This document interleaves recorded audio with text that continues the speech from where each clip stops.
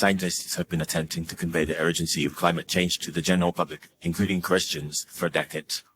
However, some individuals within the Christian community have been skeptical of the scientific consensus on climate change, citing concerns that it may be a secular or atheist agenda.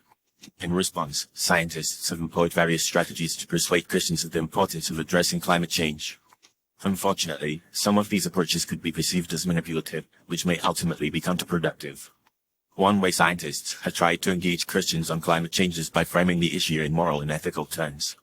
For example, they may emphasize the disproportionate impact of climate change on vulnerable populations, such as the poor and marginalized, and argue that it is a Christian duty to care for these groups. While this approach may resonate with some Christians, others may view it as an attempt to guilt-trip them into accepting a particular ideology. Additionally, some scientists have partnered with Christian leaders and organizations to promote climate action, which may be seen as an attempt to co-opt Christian authority figures to advance a secular agenda. Another approach scientists have taken is to highlight the scientific consensus on climate change, emphasizing that the vast majority of climate scientists agree that human activities are causing the Earth's temperature to rise. However, this approach may be perceived as condescending or dismissive of Christian perspectives, particularly if it is presented in a way that implies Christians are not intelligent or informed enough to understand the science. Some scientists have also attempted to use biblical references and Christian theology to support the arguments on climate change, which may be seen as insincere or opportunistic.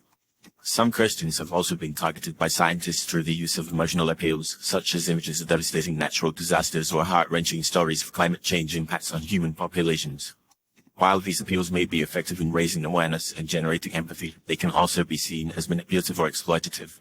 Furthermore, some scientists have resorted to name-calling or ridicule, labeling Christians who are skeptical of climate change as deniers or anti-science.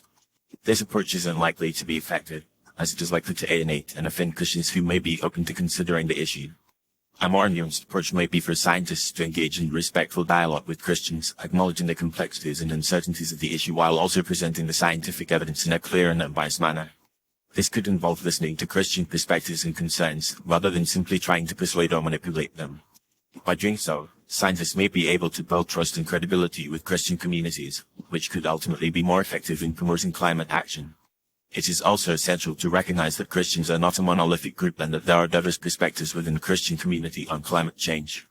Some Christians may be strongly committed to environmental stewardship and see climate change as a moral imperative, while others may be more skeptical or even dismissive of the issue. Scientists should be aware of these differences and tailor their approaches accordingly, rather than relying on a one-size-fits-all strategy. Ultimately, the goal of scientists should be to engage Christians in a respectful and constructive dialogue about climate change, rather than trying to manipulate or coerce them into accepting a particular perspective. By presenting the scientific evidence in a clear and unbiased manner, listening to Christian concerns and perspectives, and avoiding emotional appeals or condescending language, scientists may be able to build bridges with Christian communities and promote a more nuanced understanding of the issue.